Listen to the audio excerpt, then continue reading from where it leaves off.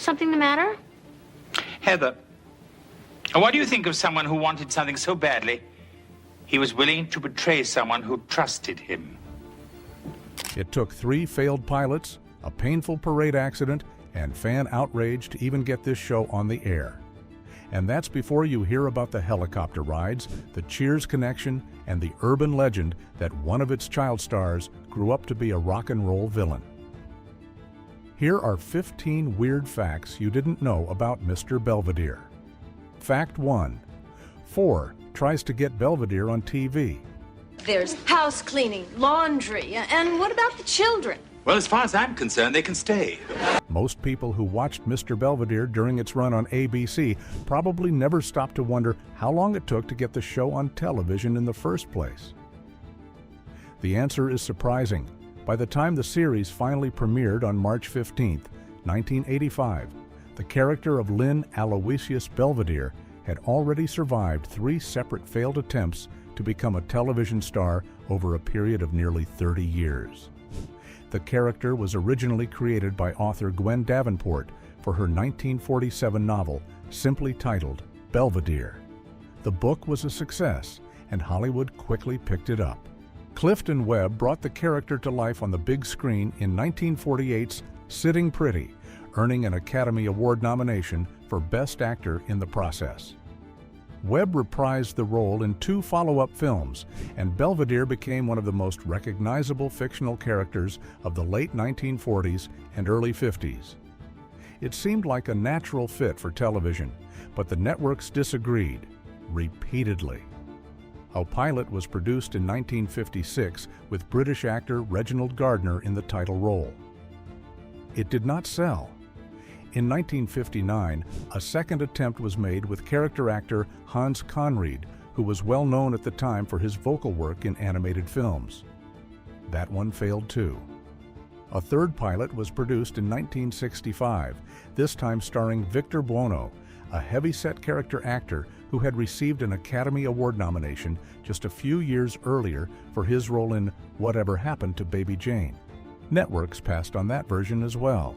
It took another 2 decades before ABC finally took a chance on the property, casting British stage actor Christopher Hewitt and launching the show as a mid-season replacement.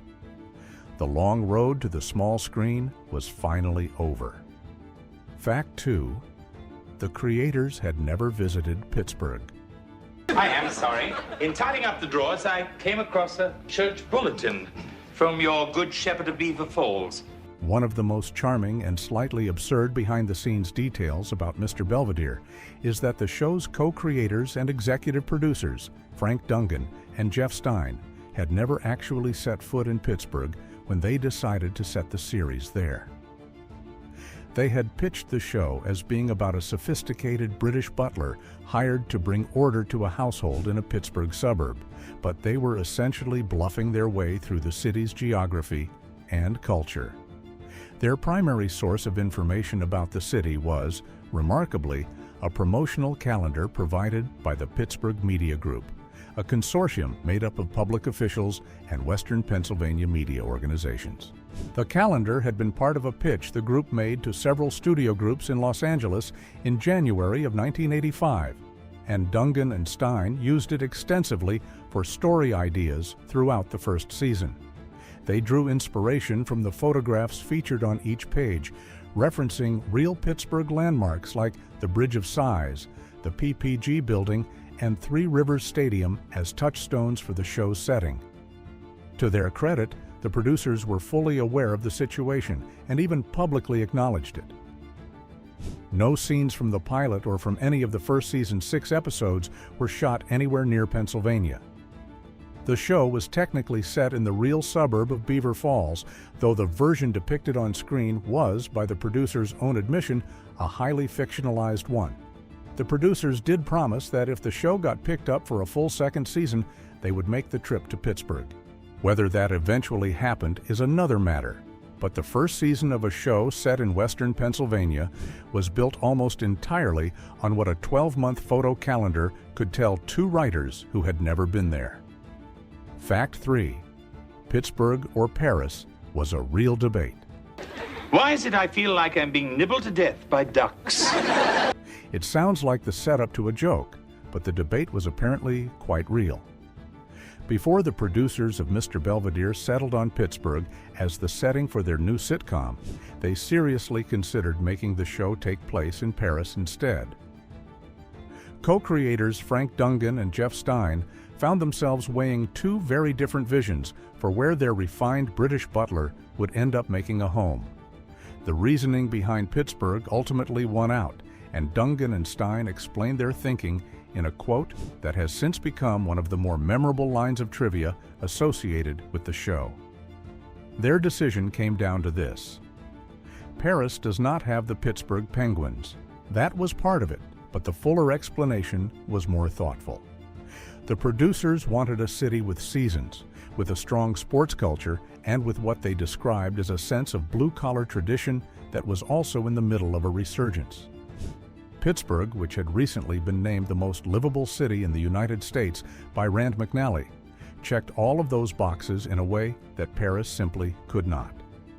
Stein also mentioned that they had briefly considered Cleveland before settling on Pittsburgh, but ultimately dismissed the idea, saying that Cleveland felt too much like the punchline to a joke and that they had no interest in making fun of the city they chose. Pittsburgh, by contrast, felt like a place they could treat with genuine affection. They referenced the Pittsburgh Steelers, praised the late Willie Stargell, and described the city as a place moving into the modern era while holding on to its character and traditions. The final irony, of course, is that the city they chose so carefully based on a promotional calendar was one neither creator had ever actually visited. Fact 4. The theme song was written for a different show. I'll be over in the corner then.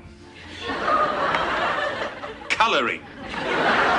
The opening theme of Mr. Belvedere, titled According to Our New Arrival, is one of those pieces of television music that lodges itself so firmly in the memory that it becomes inseparable from the show itself. Hearing it is enough to instantly transport anyone who grew up watching ABC on Friday nights back to their living room couch. What most people do not know, however, is that the song was never actually written for Mr. Belvedere at all. The theme was composed in 1984 by Judy Hart-Angelo and Gary Portnoy for an entirely different television pilot called Help. That project never made it to air. The premise was eventually reworked and resurfaced in 1987 as a syndicated series called Marblehead Manor, which was also, coincidentally, a show about a butler. Rather than let the song go to waste, the producers of Mr. Belvedere brought it over and made it their own. The transition required very little effort. The song was adapted with what amounted to only a minor lyrical adjustment, changing the word arrivals to arrival, and the rest was left essentially intact. That single word change was enough to fit the new show's story of one man arriving to take charge of a chaotic household. It is worth noting that the song did not end its journey with the show's cancellation. Gary Portnoy, clearly fond of the piece, later released a full-length version of the theme on his album Destiny in 2007, nearly 2 decades after the show had ended. What started as a song for a failed pilot had somehow outlasted 2 different shows and found its way onto a proper studio album, which is an unexpectedly long life for a piece of television background music. Fact 5. The same songwriter wrote the Cheers theme. It's very good for you. It's full of fiber. Tastes like an old tree. If you were watching American television on Thursday or Friday nights during the 1980s, there is a reasonable chance that the same man was responsible for 2 of the theme songs playing in your house. Gary Portnoy, who co-wrote the Mr. Belvedere theme with Judy Hart-Angelo, is also the man who co-wrote Where Everybody Knows Your Name, the beloved opening theme for Cheers. Cheers premiered on NBC in September of 1982 and ran for 11 seasons, becoming one of the most critically acclaimed sitcoms in American television history. Its theme song, which Portnoy also performed, became just as iconic as the show itself. Mr. Belvedere arrived on ABC in the spring of 1985.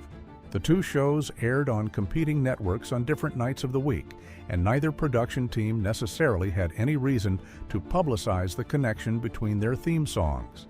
The fact that Portnoy wrote both pieces is a genuinely unusual bit of television history. Theme songs for major network sitcoms are not typically the work of the same writer, and the odds of one person being behind two of the decade's most recognizable opening sequences is the kind of coincidence that seems improbable until you remember that the television industry in the 1980s operated within a surprisingly small professional circle. Portnoy went on to perform on his original version of the Where Everybody Knows Your Name, which became the definitive recording. His musical fingerprints, in other words, are all over the sound of Friday and Thursday night television during one of the most fondly remembered eras in American broadcasting history, even if most viewers never knew his name. Fact 6.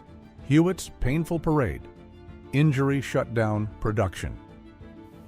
I'm not going to do anything that's going to make me look like a fool in front of my family. That's never stopped you before. Christopher Hewitt was a distinguished stage actor with a career stretching back to childhood, a man who had appeared on Broadway in My Fair Lady and played Captain Hook in a major revival of Peter Pan. He was not, by any reasonable measure, the kind of person whose name would be attached to a story about an embarrassing physical mishap at a holiday parade. And yet, that is exactly what happened. The incident occurred during the Hollywood Christmas Parade, an annual event that draws large crowds and features various celebrities riding in vehicles along the parade route.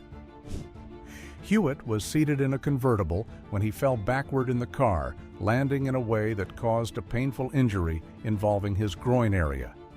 The nature of the fall was such that the production of Mr. Belvedere had to shut down entirely for a full week to give him time to recover. The story circulated widely enough that it became one of the more persistent pieces of behind-the-scenes trivia attached to the show, repeated in fan discussions and television trivia forums for years after the series ended. It is the kind of story that sounds almost too specific and strange to be fabricated, which may be part of the reason it spread as far as it did. Hewitt was known on set for being a serious professional who had little patience for underprepared cast members and who approached the character of Lynn Belvedere with genuine theatrical commitment. The contrast between that dignified public image and the nature of the parade incident made the story all the more striking to those who heard it.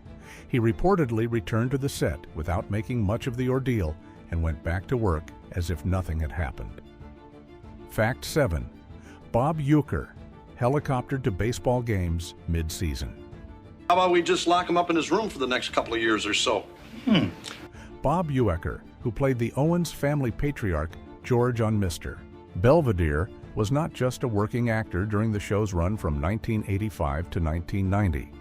He was simultaneously an active broadcaster for the Milwaukee Brewers, the Major League Baseball team for which he called games on radio throughout the entire period the series was in production. Managing both commitments at the same time required a level of logistical creativity that most television productions never have to consider.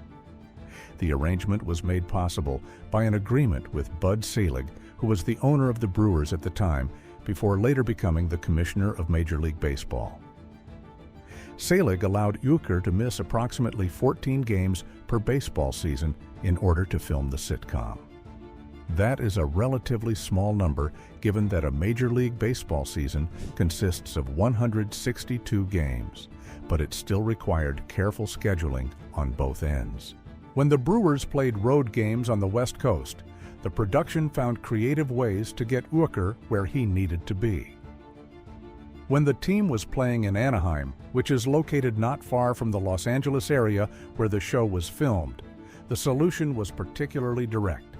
Uecker would take a helicopter from the studio directly to the stadium, making it possible to honor both commitments on the same day without losing time to freeway traffic. Uecker later described Hewitt in glowing terms, telling the Milwaukee Journal-Sentinel in 2014 that Hewitt was perfect for the role because of his physical size and commanding presence. Of the other actors who had auditioned, Euchre said that a smaller candidate simply would not have looked like someone his character would take seriously. Fact 8. The show was first primetime sitcom to feature AIDS. Well, it's certainly something I'd throw out of my car. In the landscape of American primetime television in the mid-1980s, the AIDS crisis was largely considered too sensitive and too politically complicated a subject for a mainstream family sitcom to address. Networks were cautious, advertisers were nervous, and most shows simply avoided the topic entirely. Mr. Belvedere was the exception.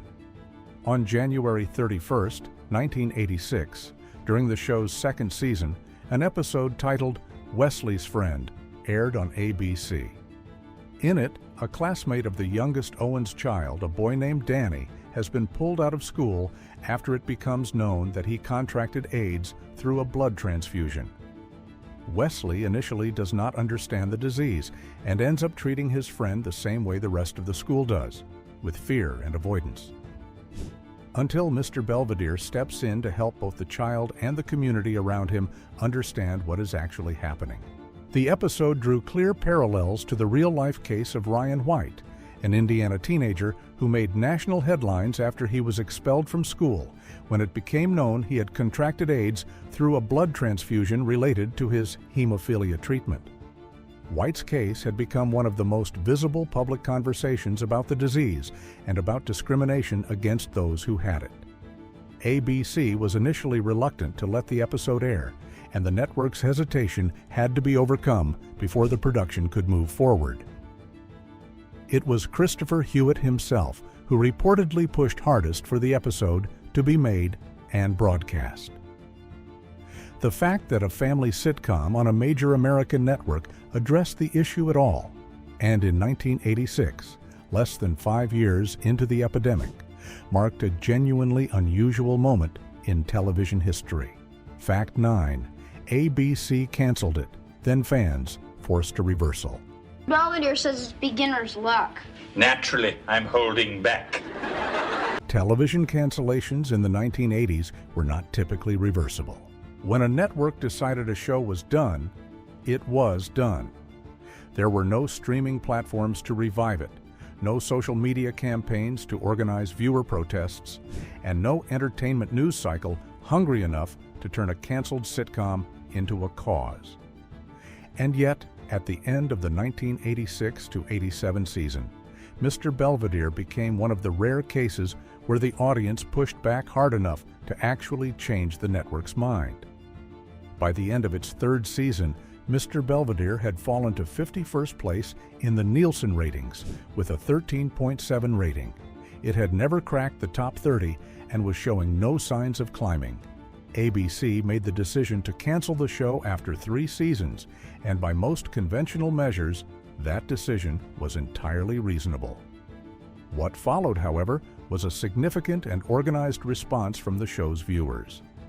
Fans contacted the network, made their objections known, and created enough negative feedback that ABC reconsidered. The network reversed its cancellation decision and ordered a 4th season, which debuted in October of 1987. It is worth noting that the renewal did not lead to a dramatic ratings turnaround. In its 4th season, the show fell further to 64th place with an 11.5 rating. In its 5th season, it rose slightly to 47th. The show was ultimately canceled for good in February of 1990, with the finale airing in July of that year.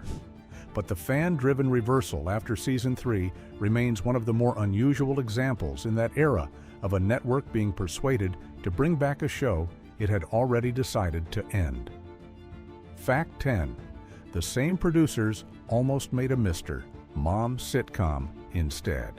Sense? Well, Mr. Belvedere's gonna take me trick-or-treating, isn't he? Before Mr. Belvedere made it to television, the show's executive producers, Frank Dungan and Jeff Stein, had their eyes on a different project entirely. The two were working to develop a television adaptation of the 1983 theatrical comedy film, Mr. Mom, which had starred Michael Keaton as a laid-off engineer who stays home to take care of his family while his wife re-enters the workforce. The film was a commercial success, and adapting it into a weekly sitcom was a reasonable idea for the time. In the version Dungan and Stein were developing, the Keaton role would have been played by Barry Van Dyke, the son of Dick Van Dyke, who had built a solid television career in his own right by that point. The project got far enough along that casting decisions were being made, which suggests it was a genuine development effort rather than a passing idea. The pilot did not sell. Networks passed on the Mr. Mom adaptation, and Dungan and Stein moved on. Their next project was Mr. Belvedere, which ABC picked up and brought to air in the spring of 1985. The connection between the two projects is the kind of behind-the-scenes footnote that rarely surfaces in general discussions of either property. Had the Mr. Mom pilot found a network home, Dungan and Stein would likely not have had the time or the motivation to develop Mr. Belvedere when they did, which means the show that became a Friday night staple for 6 seasons might never have existed at all. The audience that grew up watching Christopher Hewitt spar with young Wesley Owens has, in a roundabout way, a failed pilot to thank for it. Fact 11. Hewitt called his butler, typecasting terrible bondage. So, anyone here from out of town?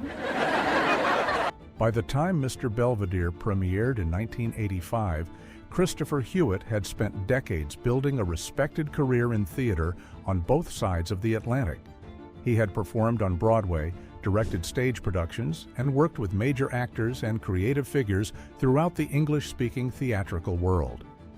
His range was broad, and he was known as a versatile stage professional, which is what made his feelings about being repeatedly cast as a butler particularly pointed.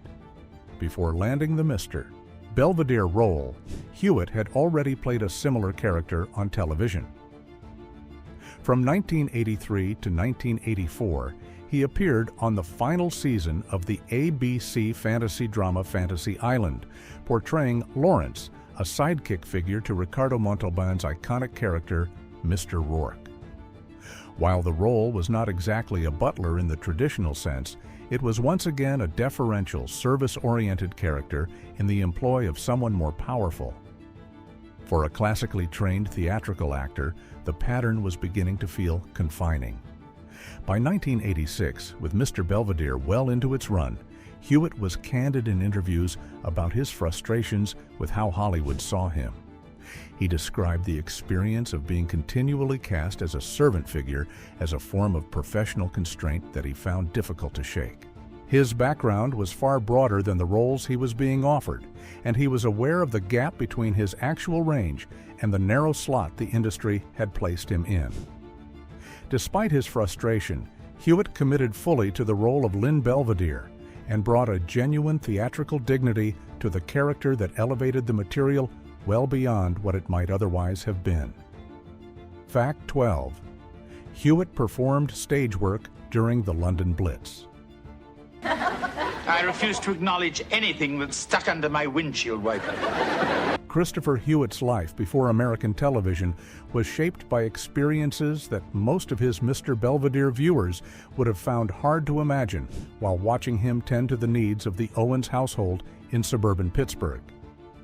Born in Worthing, England in 1922, Hewitt had already begun his acting career as a child, making his stage debut at age 7 in a Dublin production of A Midsummer Night's Dream. As a teenager, Hewitt joined the Royal Air Force. According to his own biography, he served a 2-year stint and was discharged at 18, around 1940. He then joined the Oxford Repertory Company, where he performed in more than 100 plays during his time there. He also served as an air raid warden during the Second World War, a civilian defense role that involved patrolling neighborhoods during bombing raids to enforce blackout regulations and assist those in need. His West End debut in London came in 1943. This was during the period of ongoing German bombing campaigns against British cities, a time when performances in the London Theatre District required a particular kind of commitment from everyone involved.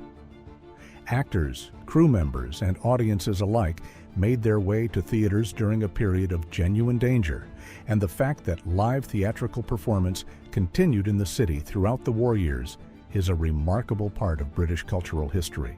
Hewitt later moved to the United States and made his Broadway debut in 1956 in the original cast of My Fair Lady, where he played the role of Zoltan Karpathy. His theatrical career spanned more than 60 years in total, from that Dublin stage debut as a child all the way through his years as America's most recognized television butler. Fact 13. Hewitt had already played a famous camp villain. After all, what could go wrong? It's merely the United States government versus me. Long before Christopher Hewitt ever set foot in the fictional Owens household, he had already left a mark on one of the most beloved comedies in American film history. In 1967, Hewitt appeared in Mel Brooks's original film version of The Producers, playing the role of Roger Debris, a flamboyant, over-the-top theatrical director who is recruited by the scheming producers Max Bialystock and Leo Bloom to direct what they hope will be a catastrophic Broadway flop. Debris is one of the film's most memorable supporting characters, a figure so theatrical and outrageous that he almost overshadows the very show within the show that the plot revolves around. Zero Mostel and Gene Wilder played the leads in that film, and the cast as a whole was filled with character actors who brought enormous energy to their roles. Hewitt's performance as Debris was widely noticed as a highlight of that supporting ensemble. The character would later become even more famous when The Producers was adapted into a Broadway musical in 2001. In the stage version, Roger Debris was played by Gary Beach, who won a Tony Award for the role. The musical then became a film in 2005, with Gary Beach reprising the part for the screen adaptation. Many people who know the character from the musical or the later film may not realize that Christopher Hewitt originated the role decades earlier in Mel Brooks's original production. This means that the same actor who spent 5 years gently correcting the behavior of a mischievous child in an ABC sitcom had already appeared in one of Mel Brooks's most celebrated comedies nearly 2 decades before Mr. Belvedere ever began. Fact 14. The show never once cracked the Nielsen Top 30. I did no such thing. Oh, would you like to? For 6 full seasons and 117 episodes, Mr. Belvedere aired on ABC Friday nights and built a loyal enough audience to keep itself on the air through multiple near cancellations and one confirmed cancellation that fans successfully reversed. And in all that time, the show never once finished a season ranked among the 30 most watched programs on American television. The numbers tell a consistent story of a show that was respectable without being dominant. In its second season, which was the first season actually measured by Nielsen, since the first season ended too early in the spring to be officially counted, Mr. Belvedere ranked 45th with a 14.8 rating. By its third season, it had fallen to 51st place with a 13.7 rating. After being renewed following fan protests, it fell further to 64th place in its fourth season with an 11.5 rating. The fifth season brought a modest improvement to 47th place with a 12.2 rating. The sixth and final season saw the show moved from its longtime Friday night slot to Saturday evenings, which proved disastrous.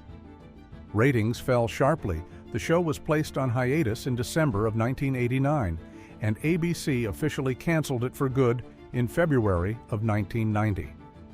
What makes this record striking is not just the ratings themselves, but the contrast between those numbers and the show's cultural footprint. Mr. Belvedere is still referenced, still discussed, and still fondly remembered by those who grew up watching it. Despite never threatening the top of the Nielsen chart during a single season of its run, it somehow became one of the more enduring sitcoms of its decade. Fact 15. A persistent urban legend claimed Wesley became Marilyn Manson. Look, George, you're a grown man. You're entitled to do what you want. Yeah. In the 1990s, as Marilyn Manson rose to national notoriety with his brand of theatrical shock rock, a rumor began circulating that has proven remarkably difficult to kill. The claim was simple, that Manson, whose real name is Brian Warner, was actually one of the male child actors who had appeared on Mr. Belvedere during its run in the 1980s. The rumor existed in multiple versions. One version held that Manson had played Kevin Owens, the oldest son in the show. The actor who actually played Kevin was Rob Stone. Another version pointed to Wesley, the youngest and most memorable of the Owens children. The actor who played Wesley was Bryce Beckham. Neither has any connection to Marilyn Manson. The legend was part of a broader family of rumors circulating around Manson at the time, all built on the same basic premise, that the makeup-covered shock rocker had once been a familiar face on mainstream American television. The most famous version of this rumor linked Manson to the character of Paul Pfeiffer on The Wonder Years, a role actually played by Josh Saviano. Saviano himself noted in interviews that he received emails about the rumor on a weekly basis for years. The Mr. Belvedere version of the legend was specifically tracked and addressed by Snopes, the fact-checking website, as part of its broader coverage of Marilyn Manson myths. The debunking was straightforward, given that the actual actors were easily identifiable and had continued careers after the show ended. But straightforward debunking rarely kills a good story, and the rumor kept circulating in online forums and pop culture discussions well into the 2000s, more than a decade after the show had gone off the air.